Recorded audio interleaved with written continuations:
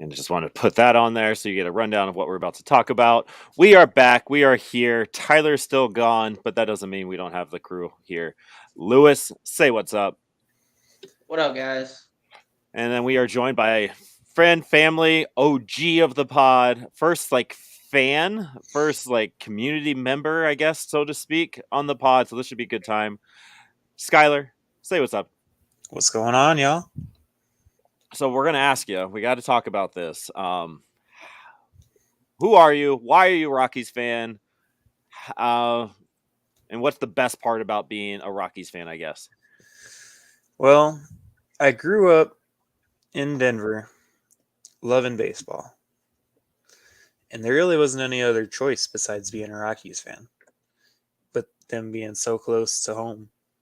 And that's just kind of, it's always been there for me. That'll do it. Yeah. Baseball's been, it's always been my passion. That's good. That's same here.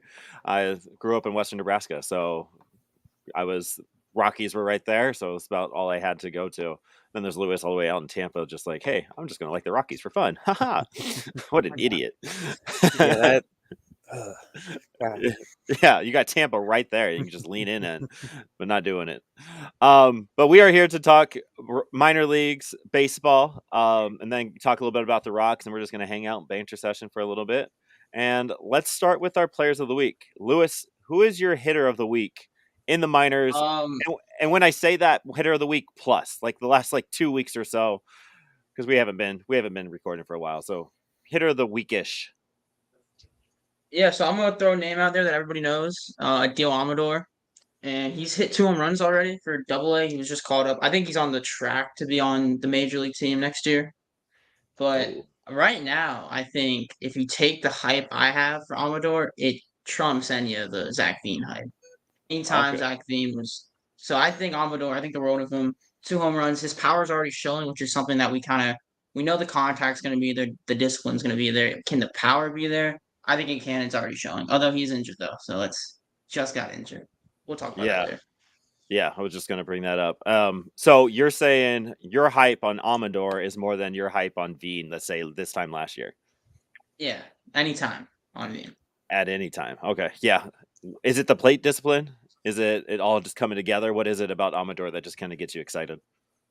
He has a really high floor with the plate discipline and his contact ability. Even if the power doesn't show up, he's a good enough fielder that he can play in the MLB. There's no doubt about it. He'll be there. Yeah, and you're predicting next week or next year. So yeah, we'll definitely dive into that a little bit. I think that's a segment we have. I love that. Yeah, don't know what the injury is. He had a thing with his hand about a month or two ago when he was with Spokane. So maybe it's a re-injury of that. Who knows? But just the injury bug is just making its way through the entire Rockies organization right now. Skylar, who do you got, big dog? So for my hitter of the week, I'm going to roll with Nick Kent, who went 8 for 19. He only had 3 doubles, no home runs, no triples, nothing. But he didn't strike out a single time this week. Not once. Which, that's what we need. We need dudes that just got to cut down on the strikeouts. And for my pitcher of the week, hold on, dog. Hold on. We do hitters, and then we're going to our little segment. Oh, that's right. Sorry. That's our one sponsor. We got to make that guy happy. We got to keep the sponsors happy.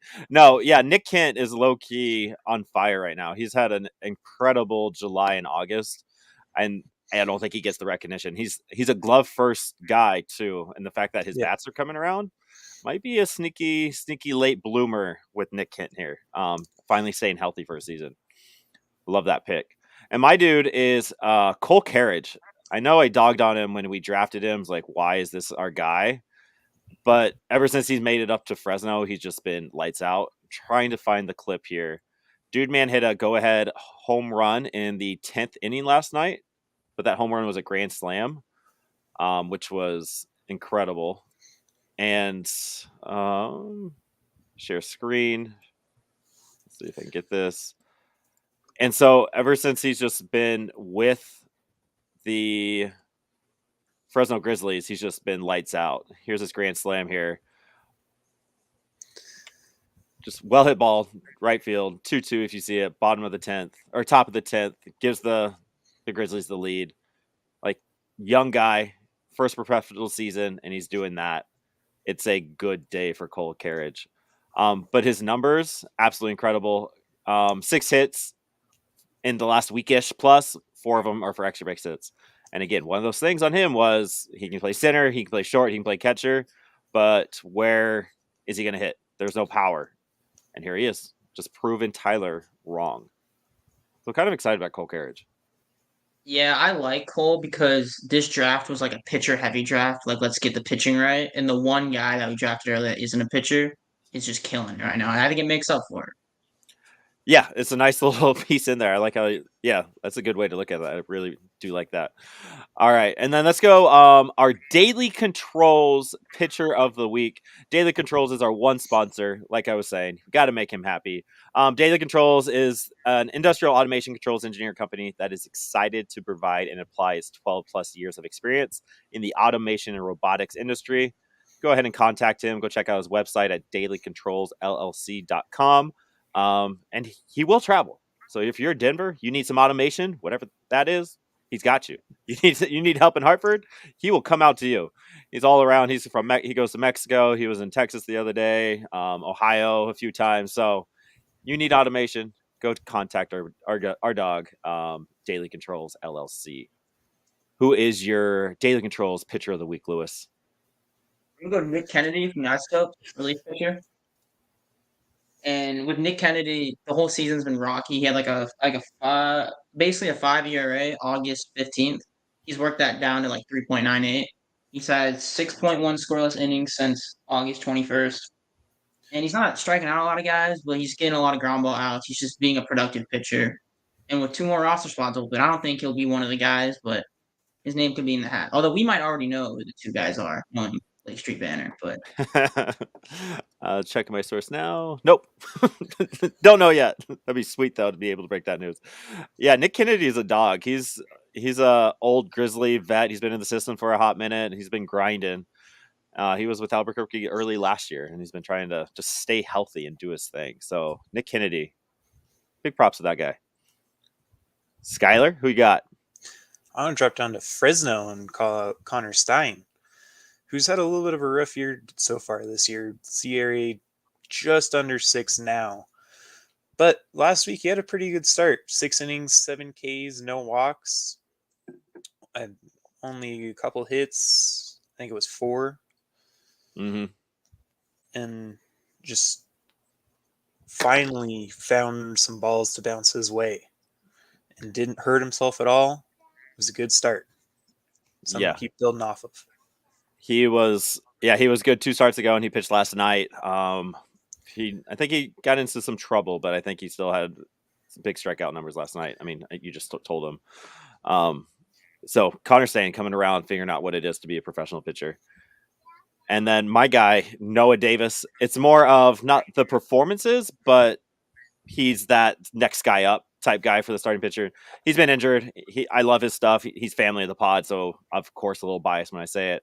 But last start, I think it was Tuesday, he started for the Topes, went 5 innings, 2 hits allowed, but still strung with the walks, with 3 walks in that time, but still had 6 strikeouts along with it. None of those walks ended up hurting him.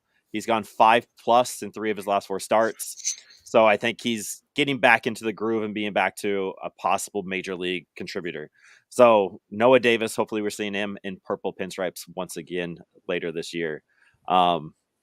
And the Rockies are kind of just maneuvering. Pitcher goes down, pitcher comes up. That's kind of how they're handling the rotation right now. yeah, so I'm surprised Noah Davis isn't on the MLB team yet. I feel like pitching, we need it. We always need pitching. He's been phenomenal at AAA so far this year. I feel like it's an easy call up for these 2 spots. Yeah, same. Like, I mean, we saw it like last week when they had Carl pitch those 3 innings and they put him down. They brought up Gavin Hollowell. Like, why isn't Noah Davis just part of this rotation? Then you got Feltner possibly coming back. Feltner news is making his rehab start tonight for Spokane. Can't watch, but go ahead and watch the box score. But like, yeah, why aren't they just doing like a 6-man rotation or like put Chase Anderson or something in the pen and call up Noah and Yeah. just have him Long get reliever, yeah, something, yeah. just make him a staple because he's in the plans for 2024. He has to be. So Yeah, he's a top 5 pitcher like next season for us, for sure. yeah, he's got to be in whatever role it is. He's got to be there. Yeah. So got some fun things. I mean, let's just go right into that. So it's September 1st. Rockies, the entire world's roster gets to go up 2 players. We get to add 2 players, extend our roster. 40-man consideration is still in play here. Who do you think the Rockies should call up with these 2 spots? Skylar, going to start with you. If I were up in that office, it has to be it has to be Aaron Schunk and Riley Pint. Wait. God damn it. Am I blanking on my own dudes now? Right. I mean, those are second. good names. All right. So Riley Pint. Make sure I'm thinking who I am. Riley Pint should be with the big league squad. Very Noah Davis conversation like. He has the stuff. His walk rate has gone down in Albuquerque. Don't have those exact numbers, but they've definitely gone down. Not sure what the Rockies need from him. I know he's kind of been off and on with the whole retirement thing, the number 1 status to where he is now. I don't know if that's still a mental block, i.e. look at Austin Gomber, Daniel Bard type vibes. But he's been pretty good. Like he's big strikeout numbers, still wild pitches sometimes, but 100 loss season. Who gives it?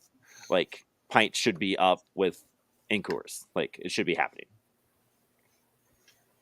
Yeah, let him learn. I mean, you give him innings, he'll get better. It's just how it works.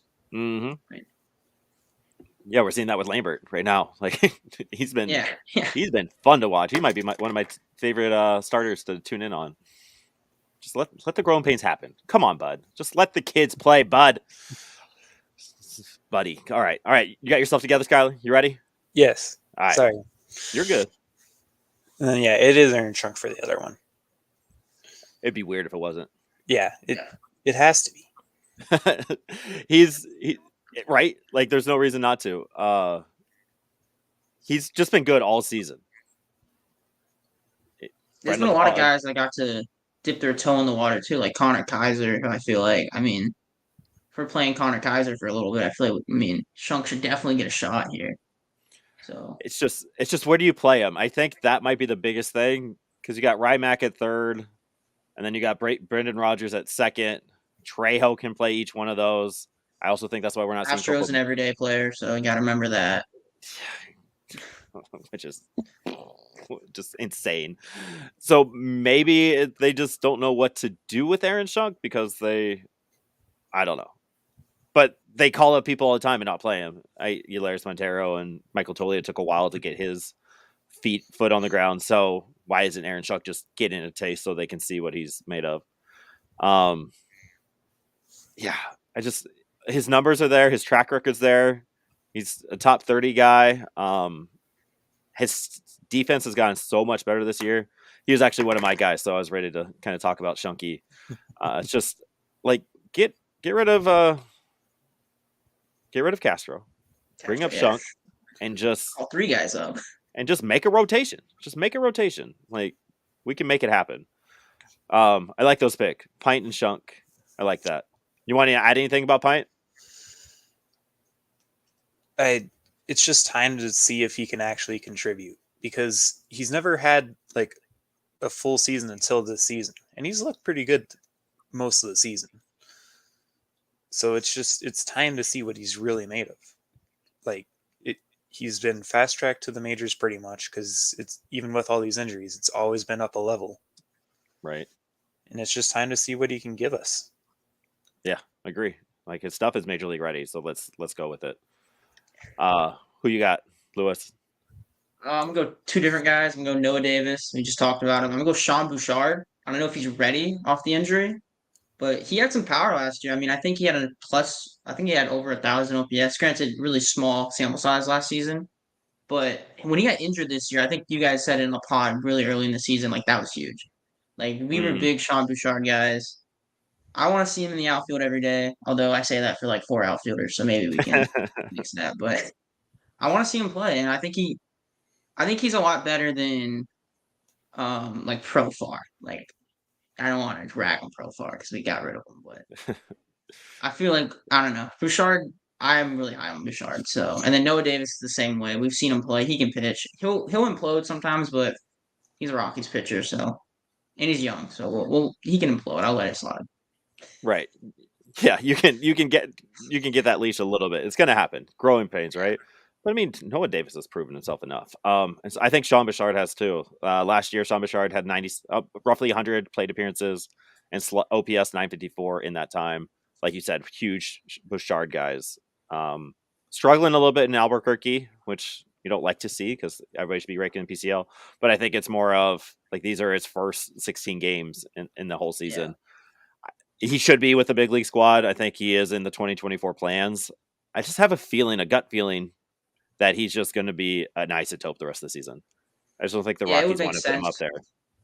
It would make sense, Nurse. Don't rush it, but I'm not a doctor, so I'm full throttle all the way. But it probably does make sense behind the scenes to leave him AAA. Right. I don't like maybe it's a confidence thing or just hey, we got Nolan, we got Doyle, we have Tolia, we have Castro who can fill in. Like, what do we need Sean Bouchard up here for? Let's just get him his at bats down in Albuquerque. It's kind of what it feels like because he's definitely a 2024 outfield candidate. It'll be interesting. We'll have that conversation in a little bit. And then I was gonna ask a question. What's up with Brian Serven? He's on the 40 man. I'd rather him than Wins, especially for the future. Is he still injured? I think he's still on the injured list because McIver is getting most of the playing time. Not seeing anything on here. Because he played one game in May, one game in June, and he hasn't played since. Still on the injured list. Yeah, so still on the injured list. I don't know. I think I disagree with you. I think I'd rather have Wins than Brian Serven. Just the defensive ability as Wins. He's a catcher, whatever. He's a backup catcher, so I can completely disregard the offensive numbers. He does well with the staff. Like I really like Wins as just a solid dude in the dugout. I don't know if Brian Serven was ever really that guy. I don't know. I don't know much about Serven, so not to dog on him or anything at all, but like I just never got that vibe about Serven, who's already almost 30? No, 27. He's a little bit older. So no, he debuted at 27. So yeah, 28 years old. But I get that vibe. Yeah, I like Wins.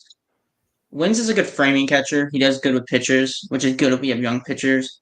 But I feel like you can also find that kind of anywhere. But I like Serven a lot. I think defensively, Serven's a dog. On the plate, we still have, mixed opinions. But yeah, still got to show with that bat. And go ahead. I'm taking Wins over Serven just because we've seen what Serven can give us, and I think that right now Wins is better, and Serven's shown us that he's not anywhere near the catcher for the future. So I think that it's just time to be like, all right, he had his shot, he couldn't make it. It has to happen with people. Not everybody can make it. It's the sad truth of baseball. Right. So yeah, exactly. Yeah. And like you have Willie McIver that's right there, maybe a little bit better power pop with the bat than Brian Serven. Then you got Drew Romo and Braxton Fulford right behind him. So do we see Brian Serven in a Rockies uniform ever again? I don't know if we do. Oh, maybe you're saying maybe the start of next year. You think he's starting next year? I don't know about starting, but I think he'll be here next year. Okay. And you're saying injuries are going to get him that playing time? I want the injury. Because Diaz isn't under contract next year, right? I think he is. He's got one more year. Okay. That would make sense because we didn't trade him. Right. Yeah. Well, one of the reasons. Yeah, I'm getting I mean, over. I'm getting ahead of myself here. yeah, just slow down. But yeah, that's definitely one of them. Signed through 2024. Yeah. So we got one more year of Diaz. So hopefully he's gone in June, July next year. I don't think we're a playoff team next year. And to see where Like we're at. most Rockies fans will agree next year is a see what we have for 2025. Yep. Yeah. I'm on record saying like we are pushing 500 next year. I'm putting this on the record now. Yes, I'm going dick on it. Like I just think that just what we've seen with these young guys and what they're capable of, and then knowing what the needs are, starting pitching. Like we don't need to go get a Profar next year. We can plug and play these young cats in. They're good. You got Bouchard coming back. KB maybe gets us 60 games.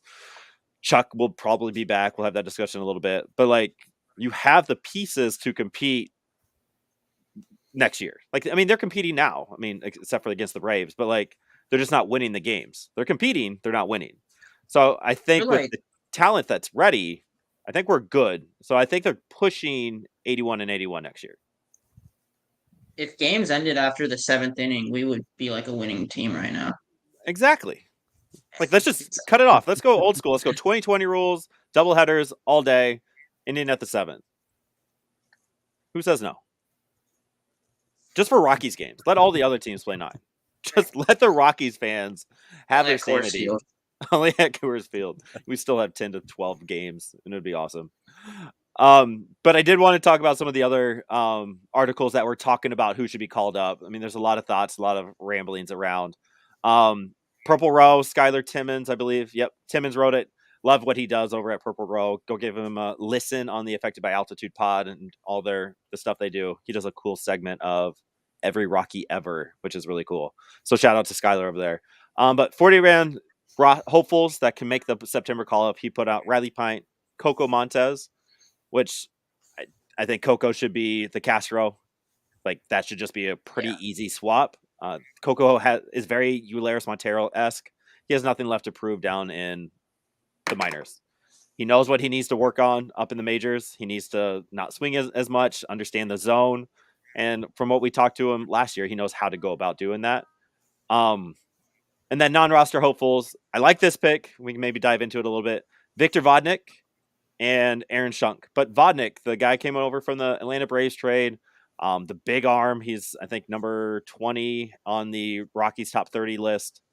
What do you guys think about Vodnik possibly getting a nod?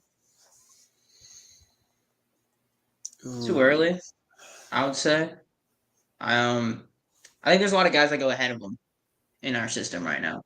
I don't want him jumping those guys, if that makes sense. Like I'd rather see like Nick Kennedy, if that makes sense. Just I want to see what he can do in AAA. Or is he in AAA, Vodnik? Yep, I think so. He is in Was he AAA. just caught up? I know About he's been, a week or two ago. yeah, he's been killing it. But I'd rather see like Riley Pine. I think there's guys that go ahead of him that we check out, like Noah Davis, Riley Pine. That, but yeah, I mean, maybe next year he'll definitely be in the plans. Okay. What do you think, Yeah, Skyler? I agree. I agree with that. I think it's just too early for Victor. Like, it's an interesting premise, and if we have some relievers go down, I'd for sure be willing to see what he's got, but it's just too early for him to be the planned guy right now. Right. Definitely a 24 piece. And like Rockies are loyal to a fault to sometimes. So giving Kennedy, Pint, Darnell, Peterson at this point should be getting shots maybe before we go all in on Vodnik. Evan Justice, dude, man, went from Spokane to major leagues in 3 months, which is absolutely insane. He's getting his licks right now, but they seem to have their guys kind of picked out and who they want to go with. Vodnik might be one of their guys. I think the Rockies are really high in Vodnik. So we'll see how that goes. I think Michael Peterson might get a call up. He's my dark horse pick. Do we know what time the call ups are? Like the deadline is, No. or when they can make the move? It's probably I think it's before the game, but don't quote me on that. I mean, that would make sense. Gotta be coming soon. Yeah, that would make sense. And then Skyler also mentioned in the article. Some long shots. Adele Amador. There's no way. Carson Palmquist. I don't think that. I like those names. I like both of those names, but I don't think any one of them. We don't see either one of them in September in purple. Just not yet. And then Rocks Pile. Now this one, this was a reach. I don't know if you guys read it. Rocks Pile, Thomas Murray has some good articles over at Rocks Pile. It seems like a good guy. Haven't been able to talk to him. First name, I'm all on board. Give me Jimmy Heron all the time. Like, he has had a very good season. I think he has 20 stolen bases this year now. I think he just stole last night. He had a double steal with Winton that broke a Albuquerque Isotopes record. Steals in a month. So he's up there and he's slashing 302, 392, 504 at the time of this article. Plays solid defense. He just kind of, all right, very Sean Bouchard-esque. And if you've listened to this pod, you've listened to me say that plenty of times. So I really like that pick. And then this is where he starts going a little off the rails. Adele Amador. I don't get it. Like, Timmons, long shot. Like, I don't believe Timmons believes Amador is going to get there. But he's like, yeah, why not? I don't know. Again, don't know Thomas very well. But Amador, he's all in on the number one prospect being a call-up who just made his debut 2 weeks ago in Hartford. I don't know. What do you think he's thinking when he's writing this? Like, why should Amador possibly get a call up? I think he saw last year the Tovar go from Hartford to MLB around this time last year. Although it's a completely different situation. Tovar, I think, played Double A the whole year last year. Yeah. And but I think he sees that, and I don't know. It'll sell tickets though if we do, or maybe it probably won't actually. But Amador, I don't think is a household name yet. But yeah, I think it's too early. Even pre-injury, I don't think this is a great take. Yeah, I think it's just the excitement factor is what he's going for here. And I love to see it, but I don't think it's realistic this year. It's kind of the vibe I got it. Like, all right, Amador has had a heck of a season. Everybody's talking about a number one prospect, top 100 prospect. What is he, like top 30 overall in all the systems? 21st. So he is that guy, right? So he is that dude, but he started in Spokane and now is in Hartford. Last year, Tovar was in Hartford, raked for 2 months, got injured, and like Rocky's like, yeah, he's our guy. And then played a week or two in Albuquerque and then got the call. Amador just isn't on that track. He's a lot younger, about the same age, but just it's not there. It's just not the same vibe as Tovar. And then his third guy, which, getting your thoughts. He said Drew Romo. Now I see why. I'll let you guys expand on it. Same kind of vibes for me as Amador. Like, this is a name. I'm going to write about it and put it out there. But where do you agree, disagree with maybe Drew Romo getting a nod? I disagree. I feel like I keep going first, but I'm sorry. The same reason. I don't think he's ready. I don't want to push these guys up to the majors before they'll lose their confidence. I don't want that to happen. I don't want to be like the Angels who just shove all these guys straight up to the majors. I want them to let them develop. I mean, these guys are still young. We're not wasting time or anything, and we're not going to be good. So there's no point of rushing it too much. I'd rather you're going to be able to step up because there's going to be roster spots in AAA, AA, Single A. So everybody will be able to move up a ladder if they're that good. And so, I mean, we'll see growing this month either way. Yeah, I think, man, it hurts because I really love Drew Romo, and I think he is the catcher of the future. But once again, it's just too early, man. I mean, he struggled until what, middle of June to start of July. Yeah. But then once he found his stride, I think it might be time for him to at least go to Albuquerque. Yeah, I think that's the next step, and like start working with that staff. I don't know if Drew Romo's in the 2024 Rockies plan. It's not Elias Diaz and Drew Romo next year. I just don't think it's there yet. At least not until July or August, the deadline, and Diaz is shipped. This time next year. Yeah. This time next year, we'll see Romo. And then we'd have Wins and Romo or McIver and Romo. I think that's the key. I don't think we need to get him major league experience now.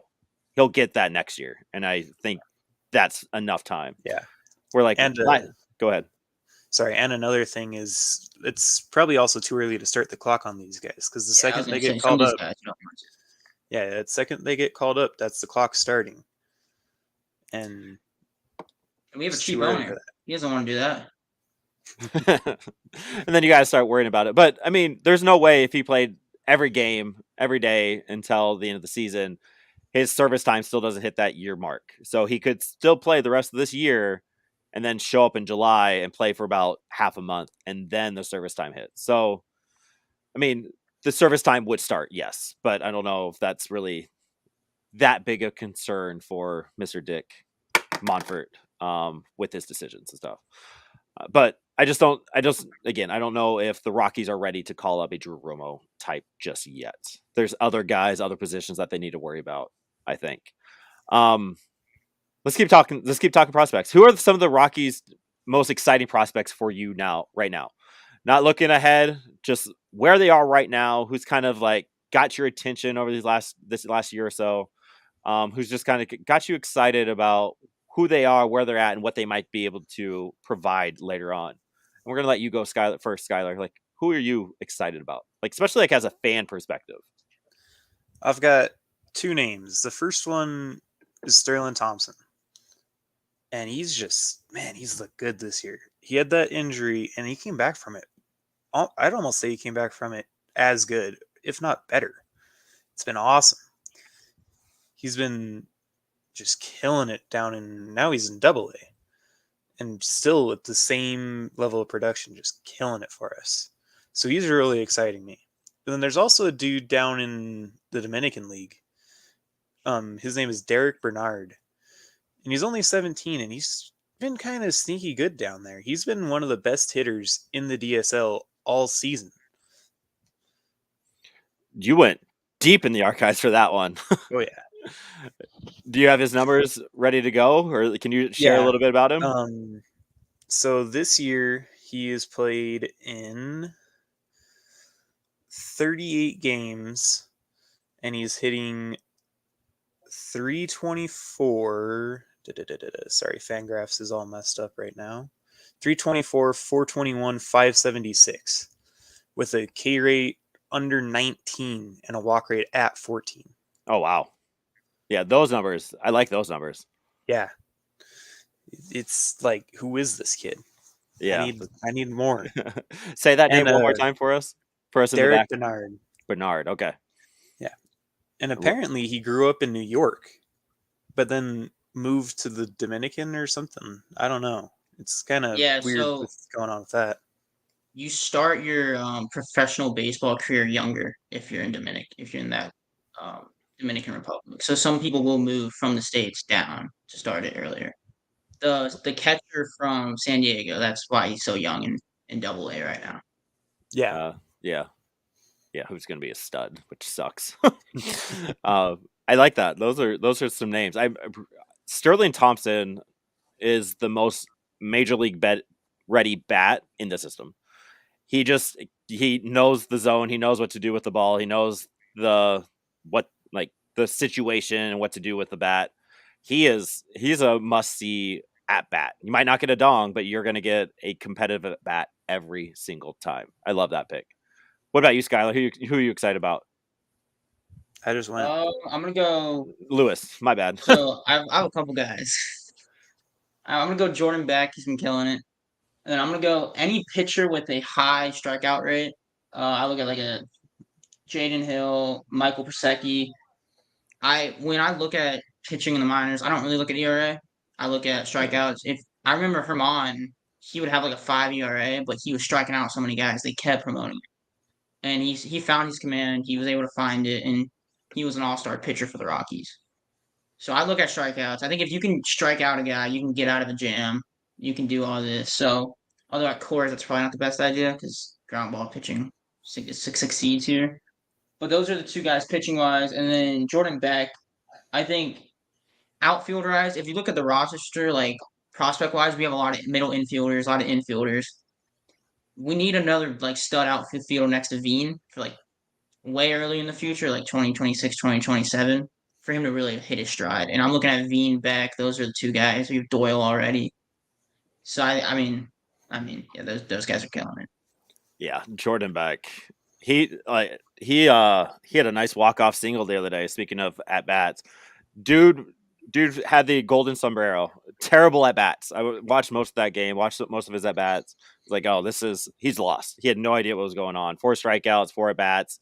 Like each at bat was like 4 or 5 pitches, and then comes Was in. that did you guys tweet about that? If I remember, you guys tweeted, and Yeah, then he hit the walk off. Like he was yeah. struggling to hit the walk off. Him and Yank went 0 for 8, 7 Yeah. strikeouts through Yeah. like the 9 innings, and then the 10th inning came up, and then Jordan Beck just was able to just hit it hard right up the middle, and just got us numbers on the Twitter. Like Vols fans are crazy.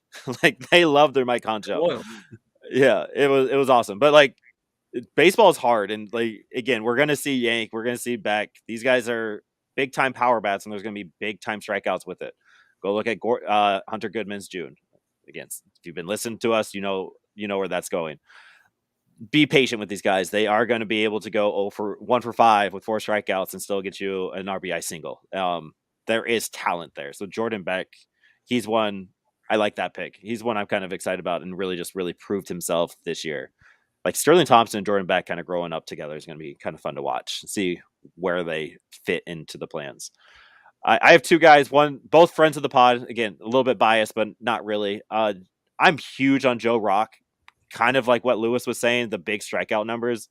Last 5 starts, 3 of them has 7 or more strikeouts. 6 innings, 7 strikeouts last time. Beginning in the middle of August, 9 strikeouts in 6 innings. He had that one game for 12 strikeouts, broke a Hartford Yard Goats record. And with that, the walks aren't there. 0, 1, 2, 1, 0, 2, 1. Like not a lot of walks along with it. Still giving up some hits. I think it's very kind of Justin Lawrence like with that sidearm, big stuff. You kind of see it more often. So when he kind of figures out how to work on that tunneling, that deceptiveness, I think he's going to be a dog. I think he's one of my dark horse picks to get a Timber call up. Very Noah Davis esque like last year. Like you are part of the next year. We're going to get you some time up here so you kind of know what it feels like. So Joe Rock, big on him. Big strikeout numbers. Good guy. And then Braxton Fulford. I just like his just overall aura, I guess. He's been injured, so his numbers aren't quite showing it. He just hit his second home run as a yard goat the other day, first since when I saw him in Akron in the middle of June. So his numbers aren't quite there, but he just everything about him shows professional baseball player. He is that next catcher. I think it's going to be Drew Romo. Give me Drew Romo and Braxton Fulford for 5 years as a catching duo. I'm stoked. And I think the pitchers like throwing to Braxton. I feel like Gabriel Hughes and Braxton Fulford had a pretty nice connection on the mound. I'm excited for Braxton Fulford and seeing what he can do as a full-time next year at Hartford. Kind of see what he comes up with. Just there's a lot of talent here. I know we're still middle of the road as an organization, but there is a lot of talent that's in the next 2 or 3 years. Kind of what we're seeing now. I think we have this year for the next 2 or 3 years. We have a lot of guys you could be excited about. Yeah, I was gonna say I think Drew Romo. I don't know who the best catcher in Rockies history is. I don't know if there's like a debate about that. Drew Romo in 5 years could easily take over that debate because it won't take much. No, I don't think we've had a long-term guy. No, I think you do it in 3.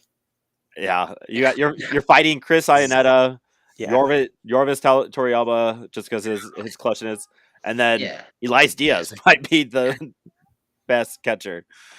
Yeah, you're not too far fetched with that. It's a hot take, but it's not a terrible take. I kind of like that one. All right, quick rundown. 2023 draftees and appearing for MILB affiliates. Tell me to stop if you want to talk about one of them. So we've seen 6 or 7 guys go that have already been drafted. Sean Sullivan made his debut. Go look at the clip. Put some strikeouts on the Twitter a few days ago. 2 innings pitched, 6 strikeouts, 21 strikes out of 25 pitches. Absolutely insane. And he is that big strikeout guy from Wake Forest. Seth Halverson, that was the guy I was trying to think of on the rundown. 8 innings pitched across Spokane and Hartford. 8 hits, 4 earned runs, 3 walks, 11 strikeouts. And he's the guy that's touching triple digits. So I think he's going to be kind of fast track next year. We do see Seth Halverson in the Rockies bullpen next year. Cade Denton, friend of the pod, made his debut last night. 2 innings, a scoreless run. Ball, 2 strikeouts, and a GIDP, which was nice. Our boy Cole Claridge, 3 triples, 2 dongs. kind of impressed. Only 10 strikeouts in the 65 plate appearances in that time, and still has 6 stolen bases. Kyle Karros, 255, 364, 291. Not quite finding his power yet, but 6 RBIs, 8 walks, 11 strikeouts. And then Aiden Longwell's been up for a little bit. Don't have his numbers ready. But it's kind of exciting seeing most of these guys from the 23 roster draft pick getting picked. Do the Rockies, going right to that, let's go to the Rockies. Let's end our time together with the Rocky Talk. Do the Rockies bring back Chuck next year? Lewis, you're up. This is your dog. Yeah, yeah, we have to. There's no. I mean, look at the difference with Chuck in the lineup. The offense is night and day. So much better. He's raking right now. He's getting a hit every other at bat. He's working counts. There's been a couple counts, especially when I was down in Tampa watching the games. He got down 0-2 and was still able to make a hit out of it. He's a great leadoff guy. He gets on base a lot, and I think veteran presence. We need that in the locker room, and he brings it. He's not going to break the bank. We spent $7.5 million on Profar. I think it's only going to be like 10 mil for Chuck. So I think if it's a no brainer for 1 year.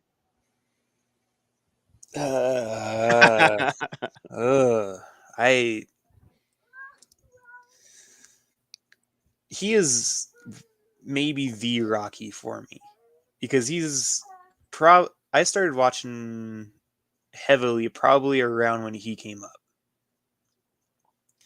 So this hurts a lot to say, but I don't think we should. I think it's just we need that roster spot for younger dudes for the future. Because at this point we're just running out of outfielders. Because we have to have Nojo in the lineup next year. We have to have Brenton in the lineup next year and hope to God that he can figure it out. And then we have Bryant, who's going to be stuck playing DH probably. He'll be on the IL for half the season. So yeah, that is very fair. I just think it's time to let Chuck kind of. I'd say give him 2 options. Give him 1 year with Atlanta to see if he can win a ring, which that hurts to say a lot, but it'd be cool to see him go get a ring with his hometown team. Or give him basically a lifetime contract as a coach, as a special assistant, kind of like what we've done with. Any help here, guys? Todd Helton. Yeah, Todd, but I was thinking of Oberg. Who am I thinking of? Yeah, I know. There's another one that he's still on the payroll too. God damn it! I no idea. There's just a lot of Rockies out there. We'll have to go get Mike on that one. But so the Atlanta take might not be terrible. I don't think Atlanta brings him in. Just I don't know if that's how they do things. But I think he'd be a cool bench piece for him. Yeah, I think he could be like a 4th outfielder, DH, playing every once in a while because they do kind of rotate. They do kind of do their thing. I don't know. That would be cool. Better the Braves than the Dodgers for sure. Oh yeah. But we'll see. Go ahead. Vinny Castilla. Is he still? Yes. Thank you. Is Vinny you're thinking of? No. Yeah. Yeah, he's in the dugout every night. Yeah, exactly. Yeah. He deferred his payment, so he's on the payroll, like as a player still. $52K a year or something like that. I think with Chuck though, I think you need a veteran presence in the locker room. I mean I think that's a given. And we have good pitching veterans, but I feel like we don't have a hitting veteran.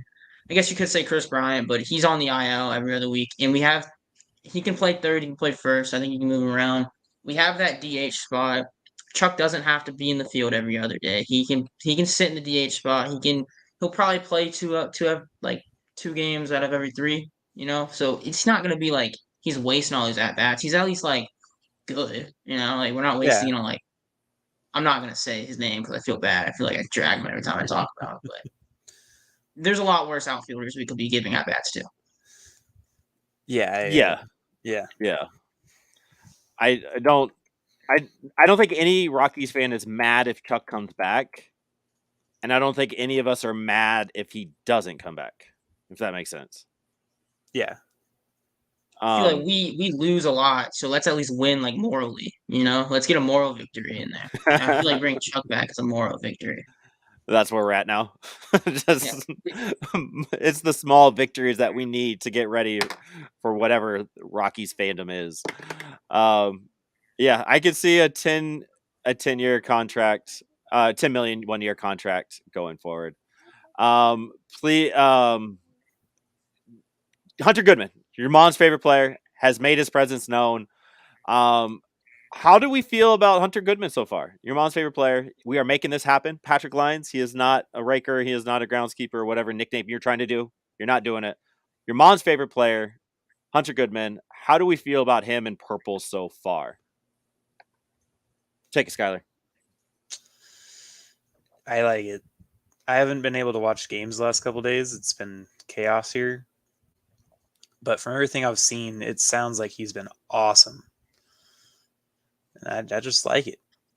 It's what we need to be doing. Yes, get these guys playing time. What about you, Skyler? Lewis? Yeah, with the guys you call up from AA, you worry about like, are they even gonna look like they belong? And he's done more than that. He's looked like he's belonged. He's made plays defensively against the Orioles. He basically won us the game-winning RBI, then made a great play defensively to end the game.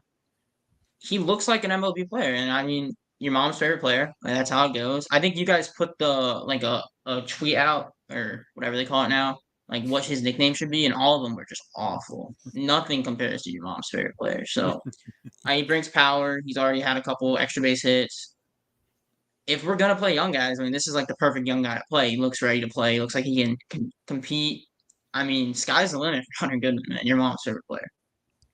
Absolutely. He's going to figure it out. His strikeout numbers, he's like at a 33% strikeout rate. What does he have? 5 strikeouts out of 16 at bats. So that's still a thing. He's got to figure that out. But he's had some pretty good at bats. He's shortened his swing since I saw him in Akron. His late strike approach has become more compact. And I think he's fixed that. He's worked on that a little bit. And just more time. Again, 16 plate appearances, but they've been outstanding every single time. So definitely here for your mom's favorite player vibe that we have going on right now.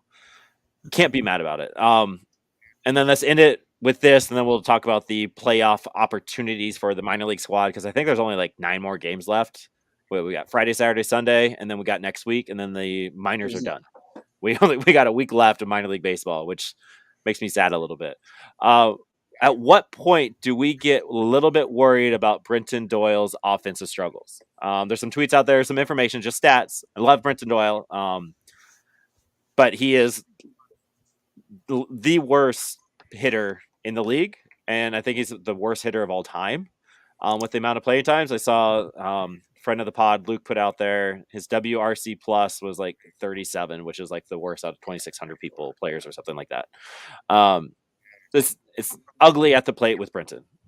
It's who he was though in the minors. Like, it's like, this is no surprise, right? There's some pop and there's a lot of swing and miss, that kind of stuff. But at what point do we kind of like, all right, Gold Glove defense, very terrible hitting? Where's that fine line there? Yeah. Out of all players, he's one of the few with like a positive WAR on this team. I think it's pretty obvious the defense does make up for the offensive struggles. And this is like a conversation we should be having if we were like a good team. Because I can promise you, Brenton Doyle isn't the reason we're losing games. He's not even close. Like, it's the pitching. We have so many more problems ahead of Brenton Doyle. I don't think we should really be worried about it. He still has. I mean, still give him some time. If he bats like 220, I'm okay with him being the best. I mean, he's been the best center fielder defensively by a pretty good margin in the whole league. Hands down. It's not even debatable.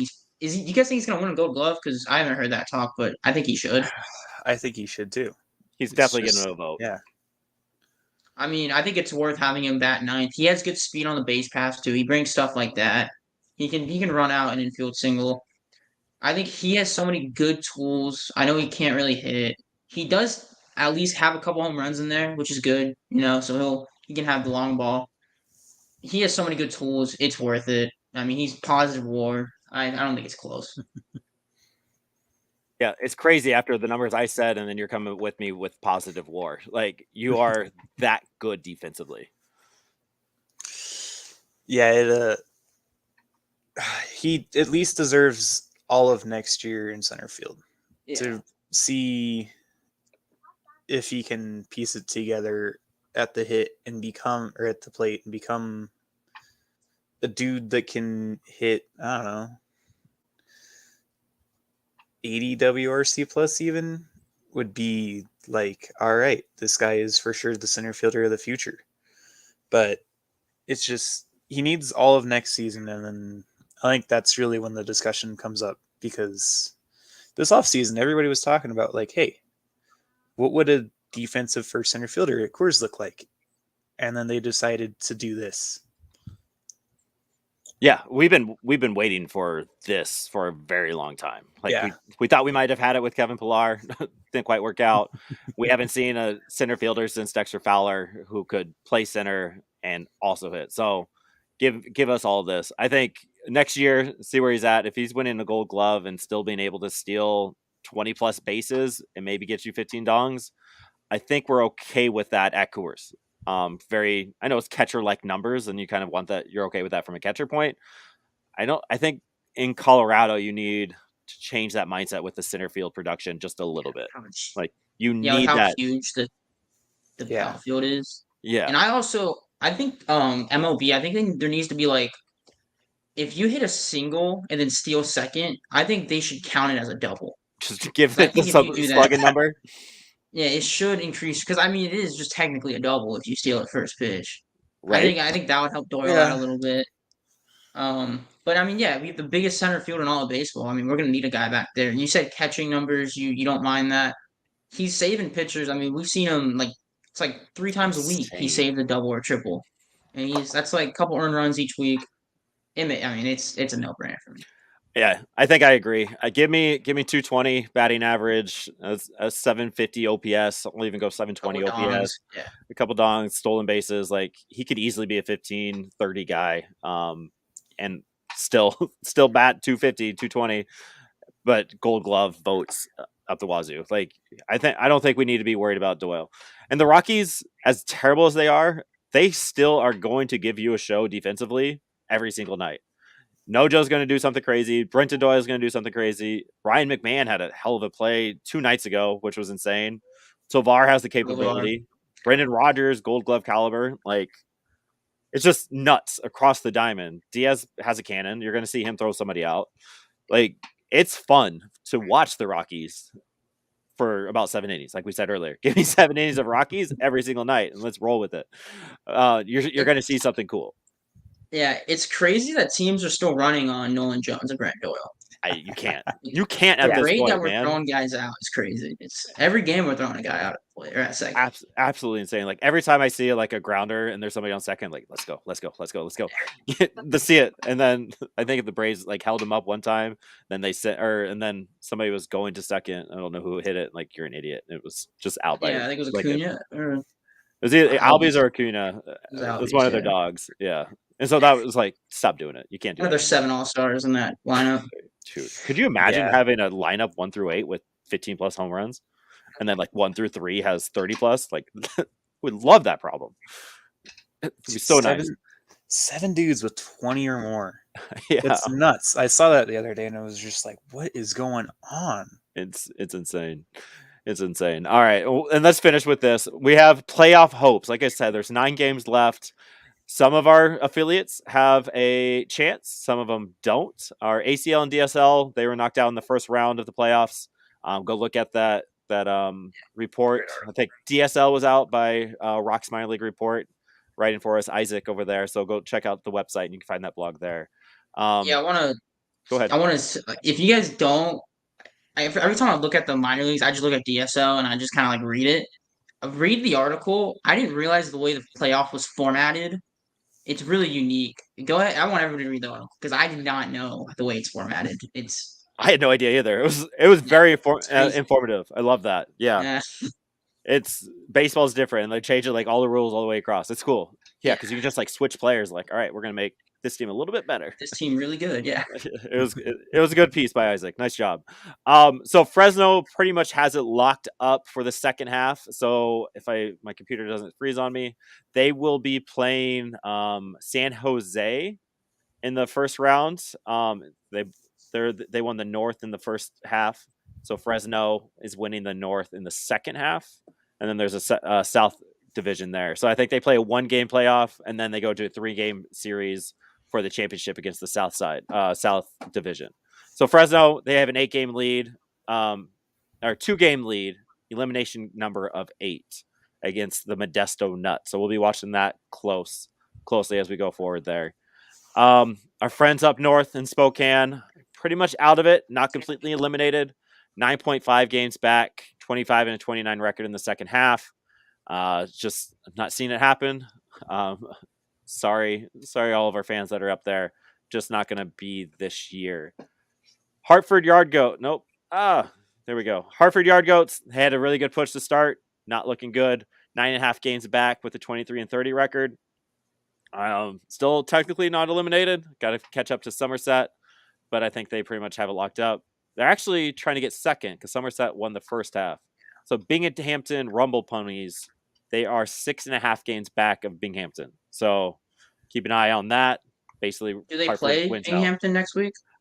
Maybe Mike can get on that while I get the Isotope schedule up. And then Albuquerque have a shot. As terrible as they started the season, they started the second half very hot, have cooled down a little bit, but they're 30-24. They are trying to catch Round Rock, 4 games back. So I know they played. No, where are they? They're in Sacramento right now, so they're not playing Round Rock. They played Round Rock last week. So Albuquerque 4 games back of Round Rock, and that's a Pacific Coast League East and West.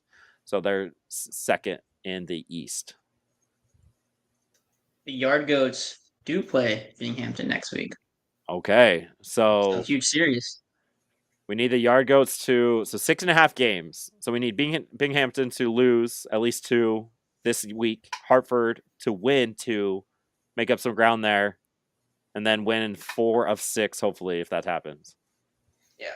Then there's a series after that too. So they have 2 more weeks there? 2 series left. Okay, I got ahead of myself. All right, so we have some time. I got ahead of myself. One of the leagues ends soon. So maybe that was the home series. Is Fresno done this week? I think they're almost over. I know I listen to the Albuquerque radio a lot at work, and so I don't watch the games, I listen to them. And I remember they were talking about how the first half and second half, it's a huge night and day situation. Like, you can suck the first half, but you have a chance in the second half to make it all back. It resets everything back to 0. So that's huge that they have a chance because they start off really, really rough. Like, it was bad. Yeah, that's what makes this whole playoff reformation in the minors so much fun because there is a different halves of the season. The playoff series goes really fast, but it is fun to kind of follow and watch, and like it's almost relegation like. It's fun. So Hartford has a chance, Isotopes have a chance, Fresno pretty much has it locked up. So we'll watch those over the next 2 weeks and do our best to keep you updated. And I think we're good. Is there anything else for the good of the cause, fellas? I think we nailed everything. I think we killed it. I think we did it. Skylar, thank you for hanging out. Thanks for having me, guys. I had a good time. My bad. What's up? I was gonna ask, what is the worst case scenario for? Because I was talking to one of my friends. I said the last thing I really want the Rockies to do is to start winning games. Oh yeah, if that makes sense. Like, the worst case Dick to get off. Yeah. The worst case scenario is they are winning these close games at the end. Yeah. Like that is the worst. Like it's awesome that they have the talent and they're competing, and it's even better that they're losing it. And in the most nicest way possible. You don't want your team to lose, but if they lose, they lock up a top 3 pick in the draft. There's the lottery, because knowing the Rockies, right, we have the worst season of all in franchise history a year after they introduce a lottery. Yeah, so we don't even get like a top 3 pick. So we're probably gonna be picking at like 9 again. We're fighting for a top 3 draft Slot, lottery ball. Yeah, because the three worst teams get the same amount of probability. So be in the bottom three. I'm not sure where we are standing right there. I think we're Last second. I checked, last. we were second to last. Perfect. Yeah, and we're not going to be last because Oakland is. Wow, they're really bad. But White Sox are pushing the envelope right now. The Royals too, but I think we've been so bad recently. I think we're gonna lock the top three up. Where are we at? So Mets 61 wins, Cardinals 58, Rockies 49. Okay, so we are dead last in the National League. Yeah, we're by far the worst. And then Athletics 39 wins, Royals 41. White Sox only at 53 though. They only have 53 wins. Yeah. We have a tough schedule though. We have a really tough schedule. That's good for us. Our easiest opponent is Padres. Yeah, suck it, Padres. At San Diego, so that's gonna be a couple losses. Yeah, hopefully. Let's knock on wood there. We want all the L's. Give us 100 loss season. Maybe that makes Dick kind of wake up a little bit, and that just solidifies our top 3 draft slot. Could you imagine that 100 loss season in the season we were supposed to be around 500? I mean, yeah. that'd be a little slap in the face, you know it. Yeah, he's not gonna eat his words though. Like he's got to have that mentality. You want that mentality, but saying it out loud is 100 team at cores. Yeah, it's terrible. Fellas, as always, go Rocks, minor league affiliates. Woo!